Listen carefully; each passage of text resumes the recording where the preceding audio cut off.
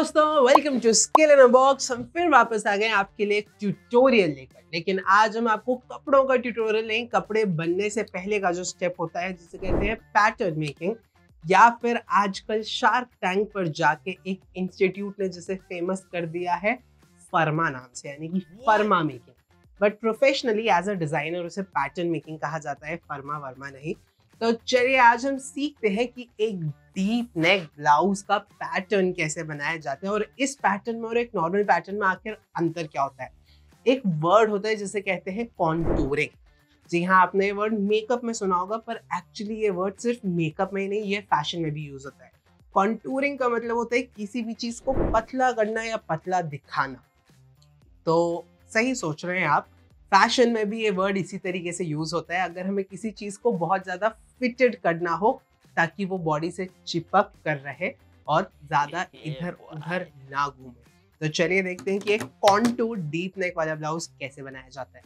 सबसे पहले आपको मेजरमेंट्स ले लेनी है। किसी की मेजरमेंट ले सकते हो आप, अपनी ले सकते हो, अपनी भाई बहन नहीं, भाई अगर आपका भाई ब्लाउज पहनता है भाई की ले सकते हो, बट बहन, पड़ोसी, भाभी, मम्मी, चाची, anybody, girlfriend for that matter.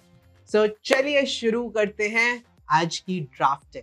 आज आपको चाहिए ब्राउन पेपर या फिर चार्ट पेपर पर भी आप कर सकते हैं, एक स्केल, एक French curve, marker, inch tape, एक रफ पेंसिल और मेजरमेंट्स यानी कि नाप। तो किसी का नाप ले ले, जल्दी से शुरू करते हैं ड्राफ्टिंग। सबसे पहले अपना पैटर्न यानी फर्मा बनाने के लिए आपको खींचनी है एक सीधी लाइन जो आपकी फुल लेंथ जितनी होनी चाहिए। देखिए, वैसे ना तो आप सीधे हैं ना कि आपके काम सीधे हैं, पर ये लाइन सीधी होनी चाहिए। तो एक बड़ी वाली ग्रिड स्केल का यूज करें। लाइन की जो लेंथ है ये आपके ब्लाउज के लेंथ जितनी होनी चाहिए, यानी जितना लंबा आपको अपना ब्लाउज रखना है, अपने कंधे से कमर तक की लेंथ यहाँ आपको मार्क करनी है। अब इस लेंथ के बाद आपको यहाँ पर एक परपेंडिकुलर यानी कि ऐसे एल शेप की लाइन खींचनी है। जिंदगी में हम सबके एल लगी चुके हैं, तो पैटर्न मेकिंग में भी एल लगा देते हैं। मेरे तो एल लग गए। एल स्केल की हेल्प से, अगर एल स्केल नहीं है तो आप अपनी नॉर्मल स्केल भी बस ऐसे परपेंडिकुलर रख के साइड में एक लाइन खींचते। ये लाइन खींचने के बाद आपको यहाँ पर लगाना है एक 2.5 इंच का निशान। अब यहाँ पर 2.5 इंच, हम 2.5 इंच क्यों लगा रहे हैं? क्योंकि हम जब भी कोई पैटर्न बनाते हैं तो सिर्फ आधी तरफ का बनाते हैं और इंसान का यहाँ पर अक्सर गला आता है। अब हम गला काट कर तो नहीं देख सकते कि गले की चौड़ाई कितनी है, तो रफली हम यहाँ पर 2.5 इंच ले लेते हैं, ठीक है, जो साइंटिफिकली ली जाती है, और नीचे आ जाते हैं हम 3 इंच पर। ये 2.5-3 करने के बाद आपको अपना फ्रेंच कर्व लेना है और पहले थोड़ी सी सीधी सीधी लाइन खींचनी है दोनों तरफ और फिर इसे कर्व कर लेना है। अब ये आपका जो है बंद गला बन गया है, ठीक है, क्योंकि वैसे ही रिश्तेदार तो चाहते ही यही है कि आप हर नेकलाइन में, हर कपड़े में ऐसा ही छोटा सा गले से चिपका हुआ कपड़ा पहने। बट कोई नहीं, वेट करिए, इसमें भी अभी हम इसे डीप कैसे करना है ये सीखेंगे। अब आपका जो शोल्डर होता है, यानी जो बैक साइड से हम शोल्डर मेजर करते हैं, उसका हाफ आपको यहाँ पर लेना है। अब हमने जिसका साइज लिया है उनका शोल्डर है 15.5 इंच, तो उसका अगर हम हाफ कर दें तो वो हो जाता है 7.25 इंच। तो यहाँ पर 7.25 इंच पर एक निशान लगाएं। 7.25 इंच पर निशान लगाने के बाद आपको 1 इंच नीचे आना है इस निशान से और एक लाइन मार्क कर लेनी है। अब इस वाले पॉइंट को अपनी नेक लाइन वाले पॉइंट से जोड़ लें। ये बन गया है आपका शोल्डर स्लोप, यानी जो शोल्डर पे ढलान होती है वो वाली ढलान। अब ये भी आप मेजर कर सकते हैं अपने कस्टमर का कितना आ रहा है। यहाँ जिसका हमने साइज लिया है उनका शोल्डर स्लोप जो है वो 5 इंच है और हमारा एग्जैक्टली 5 इंच आ रहा है। साइंस, जादू, मैजिक। चलिए आगे बढ़ते हैं। अब हमें नीचे आना है और नीचे की तरफ जो हमारी वेस्ट है, यानी कि टोटल कमर है इस इंसान की जिसका आपने नाप लिया है, उसे 4 से डिवाइड कर लेना है। अब यहाँ पर हमारी जो मेजरमेंट है उसके हिसाब से हमारी जो वेस्ट है वो 31 इंच है। तो 31 को अगर मैं 4 से डिवाइड करूँ, 30 को 4 से डिवाइड करने पर आता है 7.5। 7.5 प्लस 1 8.25 इंच फिर से हमारी मेजरमेंट आ गई है। 8.25 इंच यहाँ हम मार्क करेंगे, प्लस इसमें आपको 1.5 इंच एक्स्ट्रा जोड़ देना है। 1.5 इंच एक्स्ट्रा क्यों जोड़ रहे हैं? क्योंकि हमें चाहिए फिटिंग। फिटिंग के लिए हम डालते हैं डार्ट। डार्ट दिखता है एक काजू बर्फी जैसा, ऐसा ट्रायंगल। अगर काजू की जो बर्फी होती है उसे आधा काट दें तो हमारा डार्ट बन जाता है ये। बट ठीक है, ये मार्क करने के बाद वापस आ जाते हैं अपने पैटर्न पर। आपको अपनी सेंटर वाली लाइन से जो हमने पहले खींची थी 2.5 इंच अंदर आना है, ठीक है, एक निशान लगाना है। अगर आपका जो भी आपने साइज लिया है वो साइज स्मॉल या मीडियम है तो आपको 2.5 इंच अंदर आना है। अगर मीडियम से लार्ज है तो 3 इंच अंदर आके निशान लगाना है, और अगर एक्स्ट्रा लार्ज है उससे ऊपर है तो 3.5 इंच पर। यहाँ जो हमने मेजरमेंट ली है वो स्मॉल के आसपास है, ठीक है, तो हमने 2.5 इंच पर निशान लगा लिया। इस निशान से 1.5 इंच आगे आकर फिर से एक निशान आपको लगा लेना है। अब इन दोनों निशानों के बीच का सेंटर हमें ढूंढना है।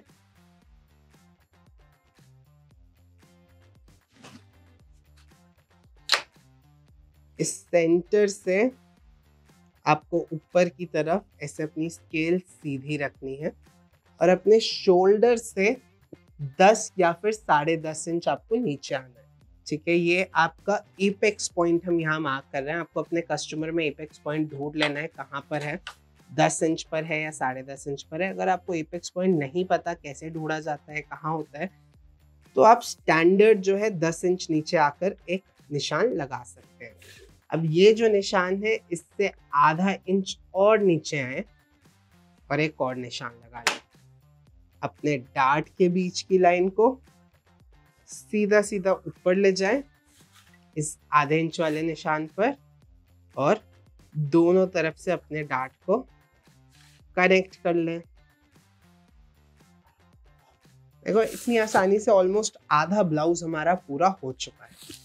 अब ये जो एपेक्स पॉइंट हमने मार्क करा था, इस पॉइंट पर एक रफ लाइन खींच लें।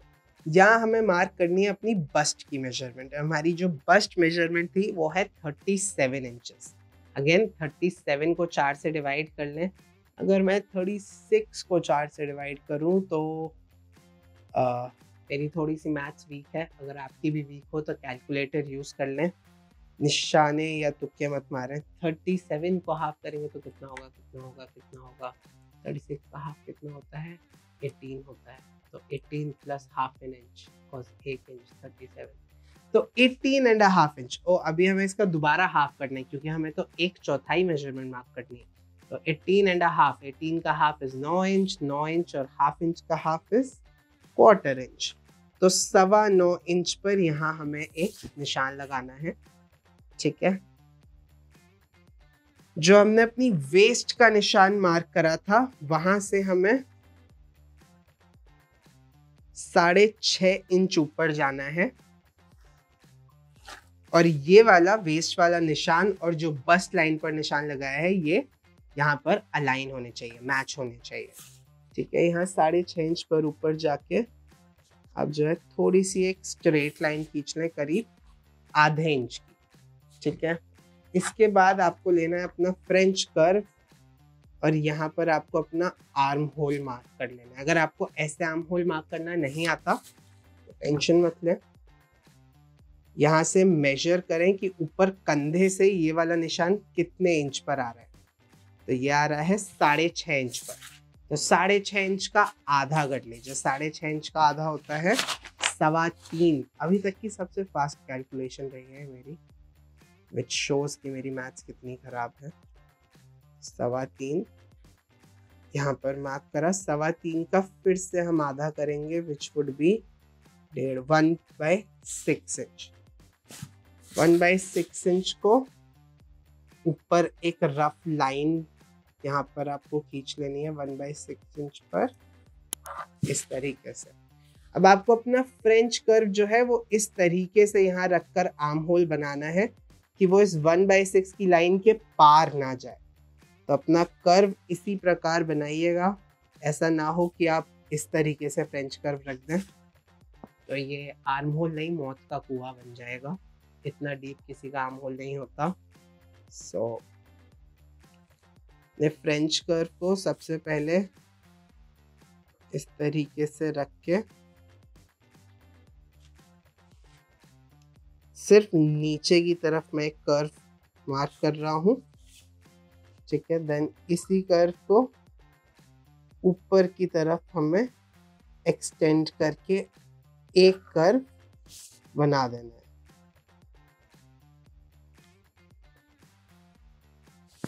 ये हमारा आर्म होल जो है वो बन गया है। सो ये ऑलमोस्ट है। अब हमें साइड से भी एक डार्ट यहाँ पर देना है, ठीक है, ताकि हमारा ब्लाउज और ज़्यादा फिटिंग का हो जाए। तो जो एपेक्स पर हमने लाइन बनाई थी, इसी लाइन पर आपको 1/4 इंच यानी कि 1/4 इंच दोनों तरफ मार्क करना है, ठीक है। एंड अपनी स्केल की हेल्प से यहाँ पर एक 4 इंच का डार्ट आपको मार्क कर लेना है। सो 4 इंच पर निशान लगाएं और दोनों साइड से ज्वाइन कर लें। सो ये हमारा एक बेसिक बॉडिस तैयार हो गया है, जिसकी हेल्प से हम अपना एक ब्लाउज बना सकते हैं, ठीक है। यहाँ पर एक बार आर्म होल को मेजर ज़रूर कर लें, इन केस आपका भी कस्टमर ऐसा है जिसकी बॉडी पतली है पर आर्म्स हैवी हैं, तो उस केसेस में आपको आर्म होल को और डीप करना पड़ेगा, आर्म होल को बड़ा करने के लिए।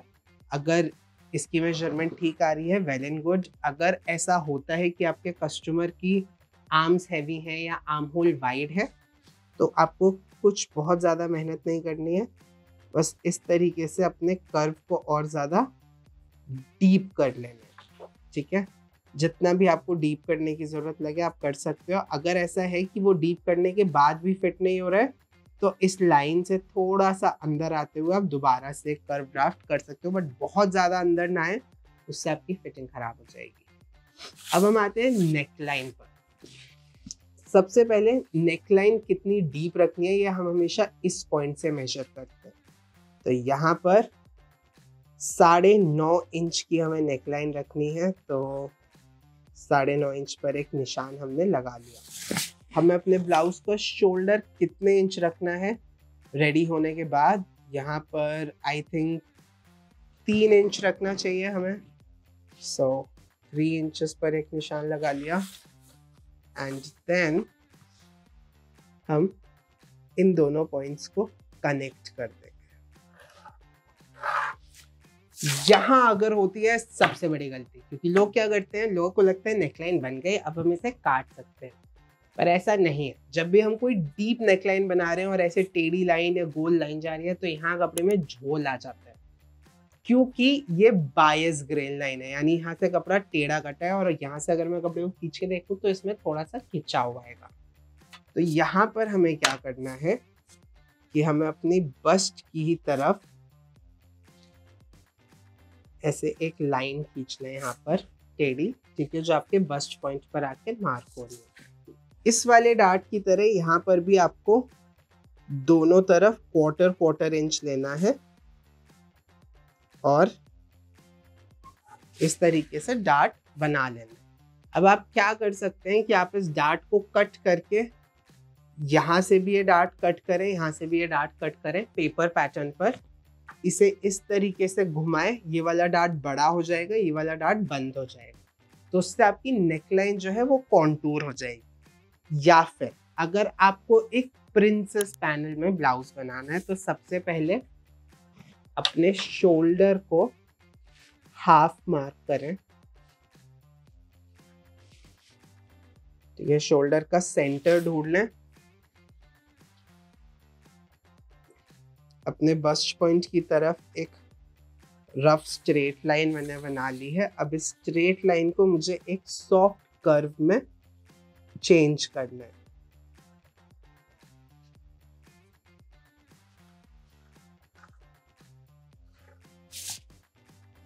इस तरीके से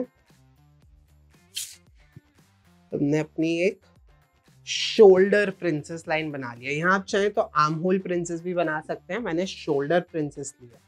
शोल्डर प्रिंसेस लाइन अगर हमने ले ली है तो अब हमें इस डार्ट को यहाँ से काटने की जरूरत नहीं है।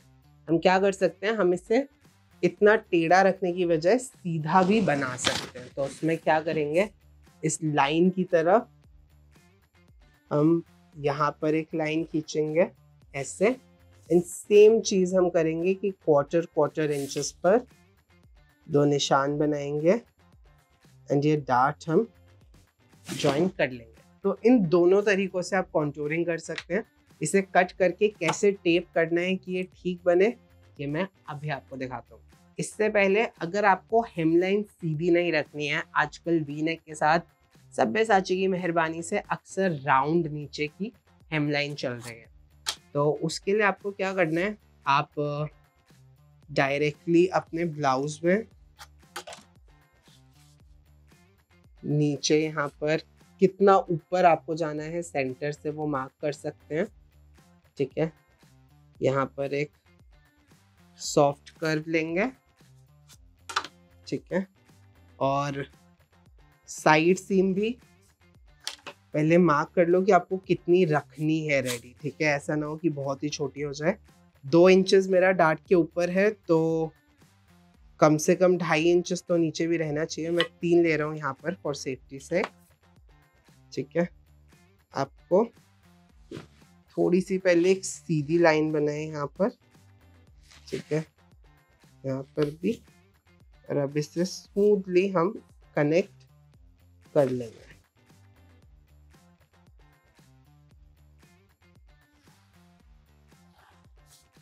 अब यहाँ पर क्या हुआ है कि हमने एक सीधी लाइन को गोल कर दिया। ये हम सबको पता है कि सीधा रास्ता छोटा होता है और गोल गोल रास्ते बड़े होते हैं। तो सेम चीज पैटर्न के साथ भी होती है। जब कोई भी पैटर्न सीधा है तो वो छोटा होगा, फिटेड होगा। अब ये गोल हो गया तो ये ऑटोमेटिकली बड़ा हो गया। इसे बड़े से छोटा करने के लिए या वापस फिटिंग का करने के लिए हम क्या करेंगे, सबसे पहले हम साइड सीम से थोड़ा सा एलिमिनेशन करेंगे। तो करीब 1/4 इंच आप साइड सीम से रिमूव कर दो। ठीक है, ये हो गया। अब आप इस वाली लाइन को और डार्ट के बाद ये जो लाइन है इसे मेजर करो। ये वाली जो मेजरमेंट है ये आपके वेस्ट के फोर्स का जो डिवीजन है उसके बराबर होनी चाहिए। ठीक है, अगर ये उससे बड़ी हो रही है तो आप अपने डार्ट में जितना भी डिफरेंस है वो दोनों तरफ ऐड कर लो। ठीक है, एंड उस डिफरेंस को स्मूथली फिर से अपने डार्ट में ही ऐड कर दो। तो अब नीचे से भी आपके ब्लाउज की कॉन्टूरिंग हो गई है। यानी अब अगर आप हाथ उठाएं, चाहे आप सपना चौधरी के गानों पर नाचें, कुछ भी करें, कूदें, एनीथिंग यू डू, ये ब्लाउज आपका जगह से ऊपर नहीं फिसलेगा, बिकॉज यहाँ हमने कॉन्टूरिंग कर दी है। सो पैटर्न रेडी है। चलिए इसे काट के देखते हैं कि इसे 2 पार्ट्स में कैसे डिवाइड करना है। सबसे पहले आपको जो है अपने पैटर्न को आउटलाइन से कट कर लेना है। याद रहे अभी इस पैटर्न में हमने सीम अलाउंस नहीं ऐड करी है, यानी सिलाई के लिए जो हम एक्स्ट्रा स्पेस छोड़ते हैं वो नहीं ऐड किया है। ये सिर्फ हमारा मेन बॉडी पैटर्न है। तो जब हम इसे कपड़े पर ट्रेस करेंगे तो हम इसमें एक्स्ट्रा आउटलाइन देंगे ताकि सिलाई करते समय जो एक्स्ट्रा कपड़ा हमें चाहिए होता है वो हमें मिल जाए।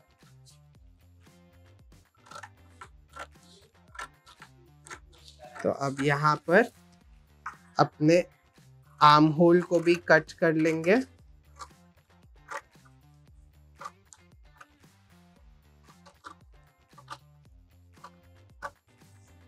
आर्म होल के बाद जो हमारी प्रिंसेस लाइन है उसे हमें कट करना है।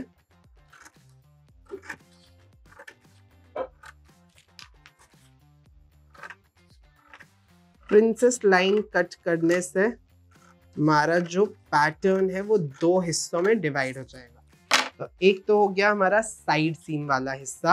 अब ये जो सेंटर वाला हिस्सा है इसमें जो डार्ट बचा हुआ है इसे भी हम कट करके पूरी तरीके से रिमूव कर देंगे ताकि ये हमारे पैटर्न का हिस्सा ना रहे। अब यहाँ पर आपको दिख रहा होगा जो हमने नेक पर डार्ट बनाया था और जो साइड में डार्ट बनाया था ये अभी भी पैटर्न पर है। और जब हम कोई प्रिंसेस पैनल ब्लाउज बनाते हैं तो उस पर कोई भी एडिशनल डार्ट नहीं होता, तो इन्हें हमें एलिमिनेट करना है। यानी जैसे ये आपके रिश्तेदारों ने आपको जायदाद से एलिमिनेट कर कर फेंक दिया है, इन डार्ट को भी कट आउट करें और फेंक दें, क्योंकि इनका काम अब पूरा हो चुका है। डार्ट को कट करने के बाद इस तरीके से पैटर्न को क्लोज कर लेना है, ठीक है, और यहाँ पर टेप लगा लेनी है।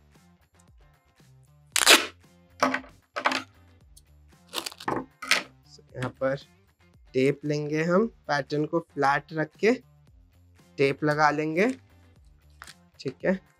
टेप लगाने के बाद आप देख सकते हैं यहाँ थोड़ा सा साइड से एक चोंच निकल रही है, तो इसे भी कट करके स्मूथ लाइन में कन्वर्ट कर देना है। तो हमारा सेंटर वाला पैटर्न रेडी है। साइड सीम पर आते हैं, इस वाले डार्ट को भी ऐसे ही कट करना है। तो यहाँ पर इस डार्ट को भी कट आउट कर देना है, ठीक है। पर सिर्फ डार्ट पर नहीं रुकना है, हमें इस लाइन को पूरा आगे तक लेके जाना है, ठीक है। अब सेम चीज हमें करनी है, दोनों पैटर्न्स को नजदीक खींचना है। थोड़ा सा यहाँ पर फ्रंट में ओवरलैप होगा, यानी एक पैटर्न दूसरे के हल्का सा ऊपर आएगा, और इसे भी इस तरीके से आपको क्लोज कर देना है। बहुत ज्यादा ओवरलैप नहीं करना, एज पर ही रखना है, ठीक है। इस तरीके से टेप करके इसे भी हम क्लोज कर देंगे। पैटर्न को फ्लैट कर लें पूरा अच्छे से, बीच में कोई स्पेस नहीं होना चाहिए, एंड इसे क्लोज कर दिया हमने। अब यहाँ पर आप देख सकते हैं हमारा फ्रंट तो स्मूथ है, बट बैक साइड में अगर थोड़ा बहुत ओवरलैप हो रहा है या फिर अनइवननेस है तो उसे भी कट करके स्मूथ करना है। अभी हमारा पैटर्न रेडी है। इस पैटर्न के हमें दो पीस काटने होंगे, एक साइड की तरफ और दूसरा उसका रिवर्स दूसरी साइड की तरफ। ये वाला जो पैटर्न है, आई नो बीच में सिलाई अच्छी नहीं लगेगी, तो जल्दी से एक नई शीट ले लें पैटर्न की और इसे ट्रेस कर लें एक नई शीट के ऊपर। सेंटर में रखना है, सेंटर लाइन को ट्रेस करेंगे, नेक लाइन को ट्रेस कर लेंगे,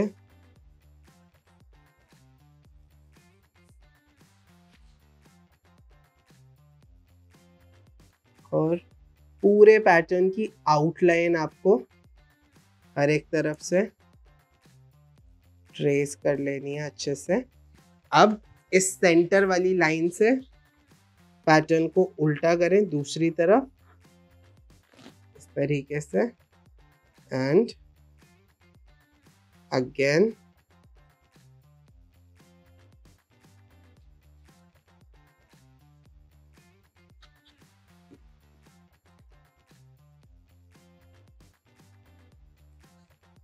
पूरे पैटर्न को ट्रेस कर ले। ट्रेस करते समय पैटर्न हिलना नहीं चाहिए, वरना एक तरफ से बड़ा एक तरफ से छोटा हो जाएगा और वो ठीक नहीं होगा। तो ये आपको सेंटर पैटर्न मिल गया है, ठीक है। इसे आप एज इट इज कट कर लें तो आपको बीच में सिलाई नहीं देनी पड़ेगी और दोनों साइड आपके ये वाले पैटर्न्स हो जाएंगे। अब रही बात बैक की, तो जैसे आप अपने ब्लाउज का नॉर्मल बैक बनाते हैं, आप इस ब्लाउज में भी सेम बैक बना सकते हैं। आप चाहें तो शोल्डर प्रिंसेस भी कंटिन्यू कर सकते हैं। और अभी बनके कैसा लगने वाला है, चलिए दिखाते हैं आपको इसका एंड रिजल्ट। इससे पहले मैं आपको एंड रिजल्ट दिखाऊं, दो चीजों का जरूर ध्यान रखिएगा कि ये पैटर्न हमारा फाइनल पैटर्न नहीं है। अभी इसमें सीम अलाउंस यानी एक्स्ट्रा मार्जिन जोड़नी है, वरना ब्लाउज छोटा हो जाएगा और फिट नहीं होगा। दूसरी चीज, जब तक मैं जाकर ब्लाउज सिल रहा हूँ, आप जाकर हमारी वेबसाइट पर या इस नंबर पर कॉल करें और हमारे फैशन डिजाइन प्रोग्राम के बारे में जानें, जहां आपको इसी तरीके से सिर्फ पैटर्न ही नहीं, फैशन डिजाइन से रिलेटेड हर एक चीज सिखाई जाती है, चाहे वो स्टिचिंग हो, सीम्स एंड फिनिशेस हो, इलस्ट्रेशन हो, स्टाइलिंग हो, कॉस्टिंग हो, एम्ब्रॉयडरी हो, डाइंग हो, एडवांस पैटर्न मेकिंग हो, या कुछ भी हो। तो टाइम वेस्ट मत करिए, मैं जा रहा हूँ ब्लाउज सिल के आपको एंड रिजल्ट दिखाने। आप जल्दी से कॉल करिए और घर बैठे बैठे फैशन डिजाइनर बनिए। चलिए मैं एंड रिजल्ट लेके आता हूँ, तब तक आप जाकर अपनी जिंदगी बनाइए।